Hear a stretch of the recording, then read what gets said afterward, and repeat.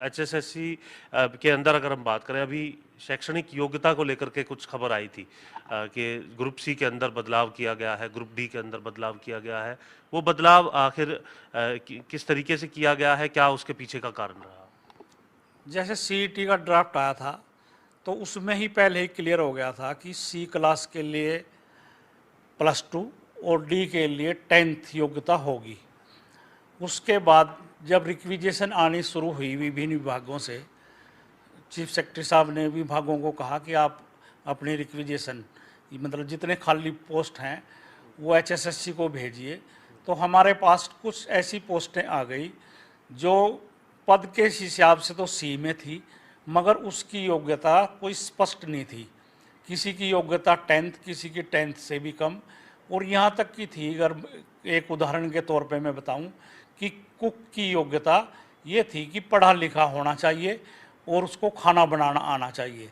इसी तरह बार्बर की थी कि उस पर हेयर ड्रेसिंग आनी चाहिए उस पर, और वो पढ़ा लिखा होना चाहिए। कुछ विभागों के लिए ड्राइवर की आ गई कि ड्राइवर 8वीं पास होना चाहिए और 5 साल का एक्सपीरियंस होना चाहिए। तो हमने सरकार को ये कहा कि एक तरफ तो ये सी की श्रेणी में आते हैं पद, और एक तरफ सरकार कह रही है कि मिनिमम योग्यता सी के लिए +2 होगी। तो इस बात को स्पष्ट करें। तो अब सरकार ने ये बात स्पष्ट की है कि सी के लिए +2 और डी के लिए 10th, और एक लगभग 3200 पोस्टों का एक नया ग्रुप बन गया जो स्किल्ड पोस्टें हैं। मतलब जैसे कुक है, धोबी है, नाई है, इस तरह से अर्दली है, इस तरह से 3200 पोस्टों का एक ग्रुप और बन गया। उसका अभी जो निर्देश हैं भर्ती कैसे की जाएगी, उनकी क्या योग्यता होगी, वो अभी सरकार की तरफ से स्पष्ट करना है और सीएस की तरफ से नोटिफिकेशन होना है। तो एक तरह से सीएस ने लेटर जारी करके पदों के हिसाब से योग्यता निर्धारित की है। मौजूदा समय में कितनी जो भर्तियां हैं वो आपने निकाल दी हैं और कितनी आने वाले समय में होने वाली हैं, ये सवाल आपसे हमेशा होता है, आज भी हम जानना चाहेंगे। 32,000 पोस्टों के लिए हमारा सी क्लास की जो पोस्टें हैं उसके लिए पोर्टल खुला है और आवेदन आने शुरू हो गए। लगभग 40,000 आवेदन आ भी चुके हैं। 5 मई को रात को 11:59 पर हमारा पोर्टल बंद होगा। आपके माध्यम से उन बच्चों को मेरा सुझाव है कि जो इस कतार में हैं कि वो अपना फार्म बड़ी सावधानी से सारी इंस्ट्रक्शंस पढ़ के समय रहते हुए अप्लाई कर दें, ताकि बाद में ये ना कहें कि मैं अप्लाई नहीं कर पाया। ये सीईटी क्वालिफाइड के लिए ही होगा? ये सीईटी क्वालिफाई के लिए है। जो 3,57,000 लोग सीईटी क्वालिफाई हैं वो अपनी अपनी योग्यता के हिसाब से आवेदन कर सकते हैं और कर रहे हैं अभी। सर, सोशल इकोनॉमिक के जो नंबर हैं उसको लेकर के भी एक इशू सामने आ रहा था कि उसमें किस तरीके से आप जो है वो उसकी वेरिफिकेशन करेंगे, या जिन लोगों ने भरा है वो वास्तव में उसके लिए एलिजिबल है या नहीं है? सोशो इकोनॉमिक के लिए हमारे पास जब हमने देखा कि सीईटी में कितने लोगों ने सोशो इकोनॉमिक का क्लेम किया है या कास्ट का किया है, बीसी एससी का, तो इस तरह से हमने देखा कि 2,68,469 लोगों ने क्लेम किया सोशो इकोनॉमिक का, किसी न किसी रूप में, नॉन जॉब, फादरलेस या विडो, इस तरह से जो भी सोशो इकोनॉमिक का क्राइटेरिया है। तो हमने एक नोटिस निकाल के कहा कि आपने जो क्लेम किया है, अगर आपसे गलती से क्लेम हो गया है तो उसको विड्रॉल करिए, फॉरगो कीजिए, और अपने क्लेम को आप कन्फर्म कीजिए, वेरीफाई कीजिए कि हाँ मैं वाकई फादरलेस हूँ। अगर नहीं है तो कहेंगे गलती से भरा गया। तो इस तरह से जब हमने ये काम किया, एक्सरसाइज की, तो हमने देखा कि इस तरह के क्लेम 2,68,469 में से सिर्फ 1 लाख लोगों ने किए और लगभग 1,68,000 लोगों ने क्लेम नहीं किए। तो एक बार तो हमारे आयोग ने फैसला ये लिया था कि जिसने क्लेम नहीं किया उनके नंबर हटा देते हैं, मगर ये संख्या देखते हुए अभी हमने उनको प्रोविजनली अलाउ कर दिया है। और एग्ज़ाम से पहले जो 4 टाइम का हम एग्ज़ाम लेंगे उससे पहले हम इन सब की डॉक्यूमेंट वेरिफिकेशन कर लेंगे कि किन किन का क्लेम सच है और किन किन का फेक है। ठीक है। जो 32,000 जो आपने पोस्ट निकाली हैं, इसके अंदर कौन कौन सी जो विभाग है जिससे संबंधित नौकरियां हैं, और आगे जो निकलने वाली हैं उसके बारे में भी जानकारी चाहेंगे? लगभग सभी विभागों की हैं पोस्टें। हमारे पास टैक्सेशन इंस्पेक्टर हैं, एक्साइज इंस्पेक्टर है, फूड सप्लाई इंस्पेक्टर है, मंडी सुपरवाइज़र है, असिस्टेंट सेक्रेटरी मंडी है, अकाउंटेंट हैं, क्लर्क हैं, फूड सप्लाई इंस्पेक्टर हैं, आईटीआई इंस्ट्रक्टर हैं, ग्राम सचिव है, कैनाल पटवारी है और एएलएम है, स्टाफ नर्स है। इस तरह की सभी विभागों की 32,000 जो निकल चुकी है 32,000 पोस्टें और जो निकलने वाली हैं उसकी निकलने वाली। अभी हमारा टीजीटी का एग्ज़ाम है 29-30 अप्रैल को और 13-14 अप्रैल को, जो सीटी से बाहर है। वहाँ पे सीटी नहीं है, वहाँ पे एक्सटेट अनिवार्य है। उन 7,441 का एग्ज़ाम हो रहा है इन डेटों में और वो सीटी से एग्जेम्प्ट है। सर वैसे तो जो पुलिस के अंदर भी कुछ भर्तियां थी जिसको लेकर के लंबा इंतजार हो चुका, क्या स्टेटस है, कब तक वो भर्तियां जो हैं आपकी तरफ से निकाली जाएंगी? पुलिस विभाग ने हमारे पास एक डिमांड लेटर भेजा था कि आपने 5,000 मेल कांस्टेबल और 1,000 फीमेल कांस्टेबल की भर्ती करनी है, मगर हमारे डिमांड के साथ उन्होंने अपने जो रिक्रूटमेंट रूल्स हैं या क्राइटेरिया है या भर्ती का सीक्वेंस है कि हमने पीएमटी पहले करनी है, पीएसटी पहले करनी है, डीवी पहले करनी है या टेस्ट पहले करना है, इस तरह से कुछ नियम जो निर्धारित करने थे अभी तक वो हमारे को प्राप्त नहीं हुए। अभी मेरी डीजीपी साहब से बात हुई है कि वो फाइल आपका स्टेटस कहाँ पे है, तो उन्होंने कहा कि हमारा सीएम से सीएस से सब जगह से होके अभी हमारी फाइल एफडी पे है और मुझे पूरी उम्मीद है कि इसी हफ्ते में या अगले हफ्ते में एफडी से क्लियर होके वो आ जाएगी। ठीक है, अब हम कुछ दर्शकों से भी बात करेंगे। अब इनका अगर हमारे कुछ दर्शक लगातार जो कॉल कर रहे हैं। जी मनीष, अपना सवाल पूछिए।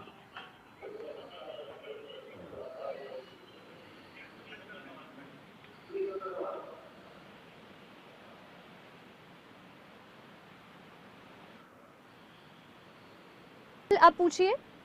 हेलो जी जी मैम, ऐसे कहीं 10वीं से 12वीं की जो अभी योग्यता की गई है, इससे बच्चों को क्या बेनिफिट है और ये अभी चेंज क्यों करने पड़े? ये जो नियम है, जो 10वीं पास जो विद्यार्थी है वो कहाँ जाएंगे, अब किस साइड फॉर्म भर सकेंगे वो? ठीक है जितेंद्र, आपने सुना सवाल कि जो 10वीं से 12वीं की गई है योग्यता, उसकी जरूरत आखिर क्यों पड़ी है, और जो 10वीं करके जो इस इंतजार में थे कि अब ग्रुप सी के लिए अपना फॉर्म भरेंगे या जिन्होंने भरे हुए हैं उनका क्या होगा? हाँ जी, नहीं, ये सीईटी के ड्राफ्ट में पहले ही बता दिया गया था कि सी क्लास के लिए +2 और डी के लिए 10th योग्यता है, तो सीईटी तो उसी हिसाब से बच्चों ने दिया है। और जो बात कह रहे हैं कि +2 जो पास 10th पास है वो डी में भरिए ना, डी का पोर्टल जल्दी खुलने वाला है और जो पहले खुला था उसमें भी 10,54,000 लोगों ने अप्लाई किया है। अब दोबारा से पोर्टल कर रहे हैं इसीलिए कि अगर कोई रह जाता है 10वीं पास तो हम उसमें डी में अप्लाई कीजिए। और ये तो पॉलिसी मैटर है, ये चीज़ें सरकार को निर्धारित करनी होती हैं, ना कि एचएसएससी से। ये क्वेश्चन अगर करना है तो सरकार से कीजिए, एचएसएससी के पास तो जो इंस्ट्रक्शंस या जो एक्ट बन के आएगा सरकार की तरफ से वो फॉलो करना पड़ेगा। और जो सीईटी हुआ है वो पहले ही 10वीं सीईटी में इसी पहले हिसाब ही से क्लियर कर दिया गया था। जो मैंने आपको बीच में बात बताई कुछ पोस्टें कि ये पोस्टें ऐसी थी कि ये ना डी में सी में तो आ रही थी मगर इनकी योग्यता निर्धारित नहीं थी। तो हमने सरकार से पूछा कि कम से कम योग्यता निर्धारित तो कर दीजिए। मनीष, इस इंटरव्यू को शुरू से अगर देखेंगे तो उन्हें शायद जवाब जो है और क्लियरिटी से मिल जाएगा, क्योंकि हमने भी इसी सवाल से शुरुआत की थी। अगले अगर कॉलर हो तो उनसे सवाल करवाइए। जी जितेंद्र, अगली कॉलर जो है वो हमारे साथ जुड़ेंगे, लेकिन उससे पहले आप जो बातचीत कर रहे थे इस समय चेयरमैन साहब के साथ। देखिए बिल्कुल खत्री जी, जो डी का आप पोर्टल खोलने की बात कर रहे हैं ग्रुप डी के लिए, कब तक ये खुल जाएगा और किस तरीके से इसमें एग्जाम जो है वो रहने वाला है दर्शकों के लिए, तब तक आप ये बात भी बताइए। ये पोर्टल हम मई में खोलने जा रहे हैं और सरकार की भी और हमारी भी और कैंडिडेट की भी इच्छा थी कि आप डी की भर्ती सी की भर्ती करने के बाद करें, क्योंकि कुछ कैंडिडेट जो डी में जिनकी सिलेक्शन हो जाती है और वो फिर उनकी सी में भी हो जाती है तो वो डी से अपनी नौकरी छोड़ देते हैं। तो हम चाहते हैं कि डी की भर्ती हम सी की भर्ती करने के बाद ही करें, इसलिए ये पोर्टल तो हम मई में खोल रहे हैं और अगस्त सितंबर में इसका एग्ज़ाम लेंगे हम, जो डी का है। ठीक है, और सी को लेकर के भी कब तक तैयारी करें? जो सीईटी का क्या साल के अंत तक या शुरुआत में, क्योंकि एक बार होना होता है? वो तो सीईटी के ड्राफ्ट में पहले से ही निर्धारित किया हुआ है सरकार ने कि सीईटी का जो एग्ज़ाम है अक्टूबर और नवंबर में प्रत्येक वर्ष लिया जाएगा, तो वो अक्टूबर या नवंबर में होगा सी के लिए, जो 2023 का टेस्ट है। तो जो अगली भर्तियां निकलेंगी आपकी, उसमें फ़ायदा मिल पाएगा अभ्यर्थियों को? बिल्कुल मिल पाएगा, क्यों नहीं मिल पाएगा। 2023 में जो पास आउट होंगे वो अगली भर्तियां भर सकेंगे, अगली भर्तियों को भी वो कर सके। साथ ही साथ अगर हम बात करें, जो नियम हम लगातार देख रहे हैं, जैसे सोशल इकोनॉमिक को लेकर के आपने बात कही है, इसमें क्या अब पीछे जो छात्र रहे जी। हैं उन्हें अपनी वेरिफिकेशन डॉक्यूमेंट की करानी होगी, उसी आधार पर आगे उन्हें नौकरी मिल पाएगी? सीईटी का जो ड्राफ्ट है उसके हिसाब से ये है कि हम पोस्ट के 4 गुना बुलाएंगे। तो 4 गुना का फार्मूला हम तैयार कर रहे हैं कि कैसे बुलाएंगे। पोस्ट का 4 गुना करेंगे, ग्रुप का 4 गुना करेंगे, या जो कैंडिडेट बार बार किसी पोस्ट के लिए रिपीट होगा उसको लेस करके फिर लो मेरिट करेंगे। तो इस तरह से करके वो करने जा रहे हैं, इसमें कोई दिक्कत नहीं है। जितेंद्र, हमारे साथ जी कुछ दर्शक भी जुड़ गए हैं। विवेक राय पंचकूला से हमारे साथ इस समय फोन लाइन पर हैं। विवेक राय, आप पूछिए अपना सवाल। सर मेरा सवाल आपसे ये है कि सर हरियाणा में जैसे बेरोजगारी दर काफी ज्यादा है, ऐसे में एचएसएस से काफी उम्मीदें हैं हमें, तो एचएसएससी बम्पर भर्तियां कब तक निकाल रहा है जिससे हम जैसे बेरोजगारी हुआ रोजगार की तरफ जा सके? सर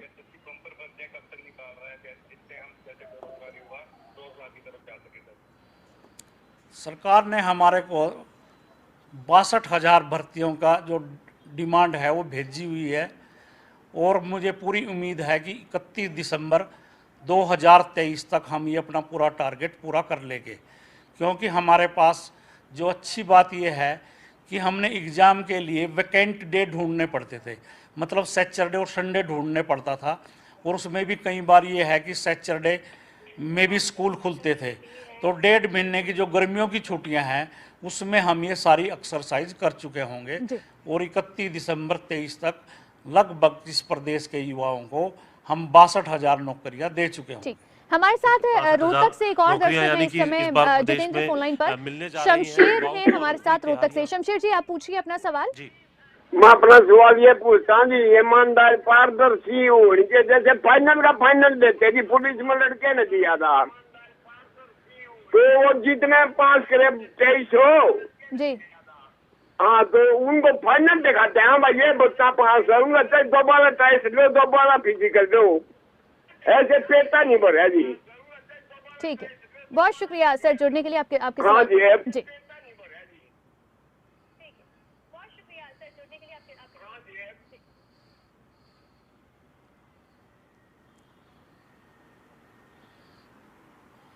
फिजिकल को लेकर के कुछ सवाल जो है जितना समझ में आया, वो पूछा जा रहा था कि पुलिस भर्ती के अंदर जो फिजिकल है वो ठीक तरीके से होना चाहिए, पारदर्शी होना चाहिए, कुछ इस तरीके का सवाल था।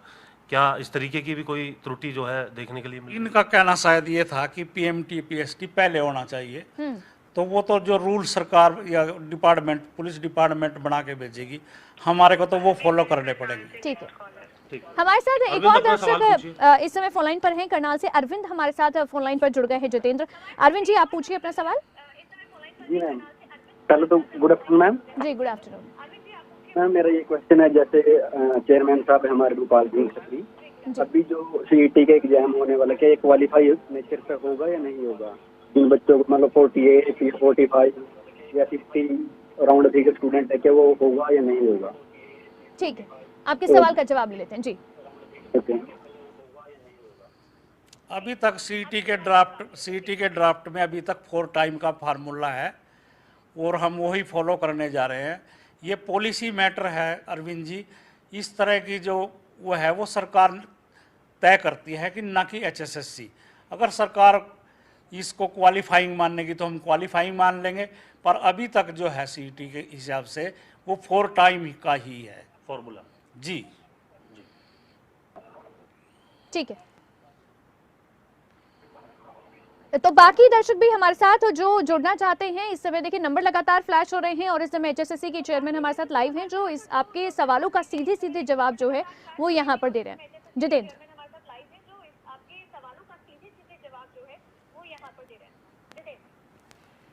बिल्कुल सर, जैसे फॉर्मूले को लेकर के यहाँ पर ये सवाल पूछा गया है, खासतौर से इस तरीके के जब फॉर्मूले होते हैं उनको लेकर के छात्रों में काफ़ी कन्फ्यूज़न रहती है। कई बार छात्र ये कहते हैं कि हम एचएसएससी के दफ्तर कुछ डॉक्यूमेंट अपडेशन के लिए या फिर कोई त्रुटि होती है उसके लिए हम पहुँचते हैं, कईयों को पोर्टल की जानकारी नहीं होती, तो ये तमाम चीज़ें उनको एक स्टेप पर मिल जाएँ, कोई हेल्पलाइन नंबर है या फिर कोई व्हाट्सएप नंबर है या इस तरीके की जो चीज़ें हैं, इस सुविधा को किस तरीके नहीं, से हमने जो एडवर्टाइजमेंट की है और नोटिस निकाल के हमने 3 फ़ोन नंबर दिए हुए हैं और 3 फ़ोन नंबर पे लगभग 12 सेट हमारे नीचे हेल्प डेस्क पे लगे हुए हैं।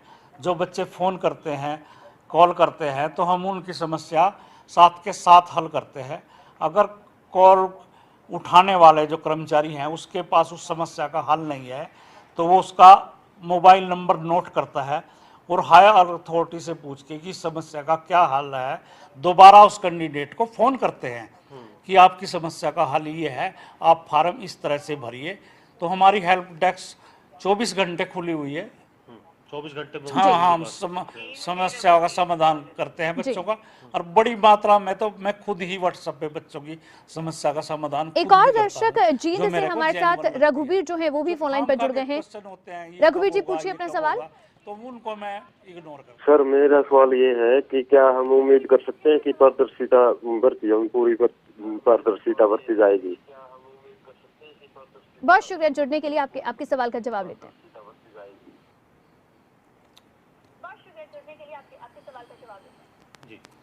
पारदर्शिता का तो सवाल जो है, योग्यता, पारदर्शिता, मेरिट हमारा ध्येय है, हमारा कृत संकल्प है। हम इसके लिए एचएसएससी नहीं, सरकार कृत संकल्प है। और आप ये पारदर्शिता से नहीं हो रही, कोई एक उदाहरण दे के बताएं। जो बच्चे सेलेक्ट हुए हैं उनसे जाके पूछें कि वो कैसे सेलेक्ट हुए हैं, तो वो अपनी योग्यता से हुए हैं। पारदर्शिता 100% पारदर्शिता, हम संकल्पित हैं इसके लिए। सर, छात्रों का ये भी वो रहता है ना कि कभी तो किसी वजह से डेट जो है वो डेफर हो जाती है, कभी पेपर लीक होने की जो बातें आ जाती हैं, शायद इस तरीके के सवाल, क्योंकि दूसरा कॉलर था। एक पेपर लीक हुआ है पुलिस का, उसके सिवाय हमारा कोई पेपर लीक नहीं हुआ। हम बार बार कहते हैं, कई बार चीटिंग की घटनाएं जरूर हो जाती हैं कि व्हाट्सएप पे क्लासरूम से फ़ोटो खींच के बाहर भेज दिया किसी एक इंडिविजुअल को फ़ायदा करने के लिए। तो हमारा पेपर लीक सिर्फ एक फीमेल कांस्टेबल का हुआ, इसके सिवाय हमारा कोई पेपर लीक नहीं हुआ। और रहा जो एग्ज़ाम की तारीखें हैं वो चेंज हो जाती हैं, हमारी मजबूरी होती है कई बार। जैसे ईद का त्यौहार था, उस दिन हमारा टीजीटी का पेपर था, तो हमने पीछे करना पड़ा 13 और 14 मई को। 14 मई को हमने सी क्लास के किसी ग्रुप का पेपर लेना था, तो अब हमने टीजीटी का लेना पड़ रहा है। 21 तारीख को हमने किसी ग्रुप का पेपर लेना था, उधर एचपीएससी का पेपर आ गया, एचसीएस प्रीलिमिनरी का। तो हमने 6-7 मई को पेपर लेना था, उस दिन एनटीए का नीट का पेपर आ गया है। तो कुछ ना कुछ हमारा रिशेड्यूल तो होगा ना, तो कुछ हमारी मजबूरियां हैं। एक और दर्शक मोहित हमारे साथ इस समय भिवानी से फोन लाइन पर जुड़ गए हैं। मोहित, पूछिए अपना सवाल। पूछिए। जो टीजीटी का मैथ का पेपर होना है उसके सेंटर कब तक आएंगे, एडमिट कार्ड कब तक आएंगे, वो पूछ रहा था मैं। जी ठीक है। कल 5 बजे के बाद आपके एडमिट कार्ड जारी होने शुरू हो जाएंगे। ठीक है, एक बड़ी जानकारी दी जा रही है एचएसएससी चेयरमैन की तरफ से, और एक वाजिब सवाल भिवानी के हमारे कॉलर की तरफ से पूछा गया, और उनका ये कहना है कि कल 5 बजे के बाद जो एडमिट कार्ड है और जो सेंटर है उसकी जानकारी जो है उनको मिलनी शुरू हो जाएगी। जी, मैं इसमें एक ऐड करता हूँ, ऐसे सभी कैंडिडेट से जो टीजीटी का एग्ज़ाम देने जा रहे हैं, अब की बार टीजीटी का पेपर बिल्कुल पंचकुला में ही हो रहा है, किसी और शहर या किसी ज़िले में नहीं हो रहा है, सिर्फ पंचकुला ज़िले में हो रहा है। और कल 5 बजे के बाद एडमिट कार्ड जारी होने शुरू हो जाएंगे। ये बहुत बड़ी जानकारी। जी, कितने ऐसे अभ्यर्थी हैं सर, ये भी हम आपसे जानना चाहेंगे। लगभग 40,000 लोग जो है, 7,000 पोस्टों के अगेंस्ट 40,000 लोगों ने अप्लाई किया। यानी सेंटर की जानकारी तो आपने खबरें अभी तक के माध्यम से तमाम दर्शकों को दी। बिल्कुल। सेंटर आपका पंचकुला जो है, सेंटर पंचकुला में है और कल एडमिट कार्ड जारी हो रहे हैं। जितेंद्र, देखिए चिंता जो थी अब तक टीजीटी के अभ्यर्थियों को कि सेंटर कहां पड़ने वाला है, वो चिंता करने की जरूरत नहीं है, पंचकुला में ही सेंटर होगा, ये स्पष्ट कर दिया गया है। एक बड़ी जानकारी जो एसएससी एचएसएससी के चेयरमैन की ओर से दी गई है खबरें अभी तक, पर ये एक्सक्लूसिव जानकारी दी गई है कि पंचकुला में ही सेंटर होगा टीजीटी का, और कहीं पर भी और किसी जिले में एग्जाम नहीं होगा, सिर्फ पंचकुला ही सेंटर होगा। और कल शाम 5 बजे के बाद में एडमिट कार्ड जारी होने वाले हैं। ये बड़ी जानकारी भी सभी अभ्यर्थियों के लिए इस समय एचएसएससी चेयरमैन की ओर से खबरें अभी तक पर एक्सक्लूसिव ये जानकारी है जो दी गई है। जी जितेंद्र।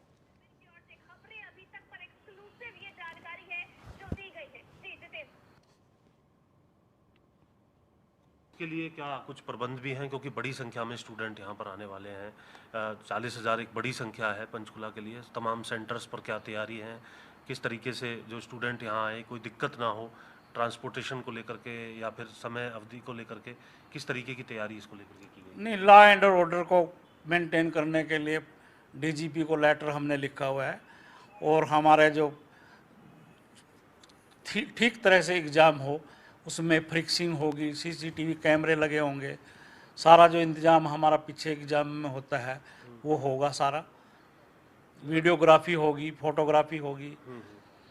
सर कुछ जिस तरीके से हमने देखा सीईटी में जब बड़े तौर पर जब छात्रों ने आवेदन किए थे, बसेस जो है वो अरेंज की गई थी स्पेशल उसके लिए, मुख्यमंत्री मनोहर लाल जी भी इस पर नज़र बनाए हुए थे क्या, क्योंकि बड़ी संख्या में सिर्फ पंचकुला में ही 40,000 की संख्या आपने बताई, वो तमाम अभ्यर्थी आएंगे, कुछ अपना ट्रांसपोर्ट भी लेकर के आएंगे, और ये जानकारी अभी अभी जब दर्शकों को मिली होगी कि उनका सेंटर टीजीटी का पंचकुला में ही रहेगा, कोई और सेंटर नहीं है। एक साथ तो में पंचकुला में ही जितेंद्र सेंटर सवाल आने ये भी वाला है है। कि तो क्योंकि तमाम 40,000 के तैयारी आसपास संख्या होगी और अकेले पंचकुला सेंटर रहेगा, तो क्या एक ही चरण में होंगे या फिर अलग अलग चरण में जो है, जैसे पहले भी हुए हैं कि एक सुबह में एग्जाम हो रहा है, एक दोपहर को हो रहा है, क्या इस तरह से एग्जाम जो है वो कंडक्ट कराए जाएंगे?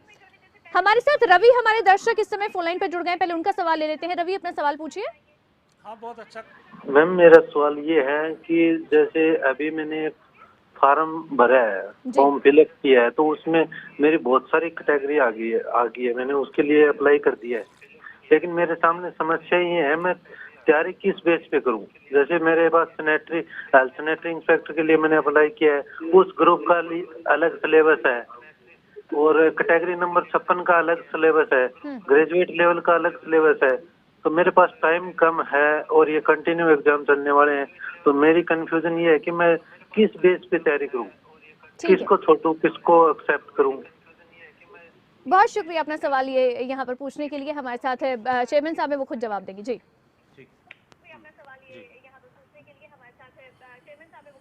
हमने ग्रुप का सिलेबस निश्चित किया हुआ है और सब ग्रुपों का सिलेबस बताया हुआ है। अब अगर आप ज़्यादा पोस्टें भर रहे हैं और ज़्यादा का एग्ज़ाम दे रहे हैं, तो ये तो पहले भी आपने एग्ज़ाम दिए होंगे, तो पहले क्यों नहीं क्वेश्चन उठा कि मैं किस तरह का सिलेबस ये करूं, तैयारी करूं? अब की बार तो हमने बल्कि ऐतिहासिक कदम उठाते हुए हर पोस्ट का सिलेबस बताया है कि ये आने वाला है, जो बच्चों की डिमांड थी।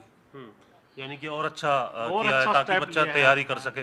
अब ये तो छात्रों के ऊपर है, अगर वो 10 एग्जाम देना चाहेगा तो 10 एग्जाम की तैयारी प्रायोरिटी की बात कहीं ना कहीं अब यहाँ पर आ जाती है कि छात्र की प्रायोरिटी क्या है। शिफ्ट को लेकर के एक सवाल था, उसका जवाब दीजिए, उसके बाद हम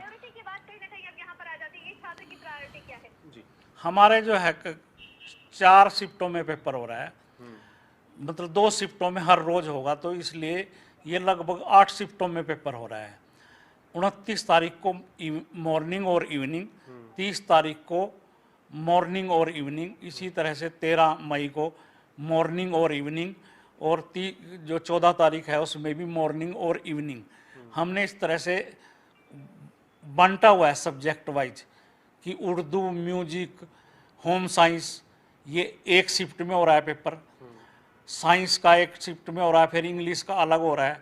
हमने इस तरह के बंदोबस्त किए हैं कि अगर कोई बच्चा 2 एग्ज़ाम देना चाहे कि वो हिंदी में भी दे और साइंस में भी दे, तो उसका क्लैश नहीं होगा, तो उसको वहीं पर सेंटर मिलेगा।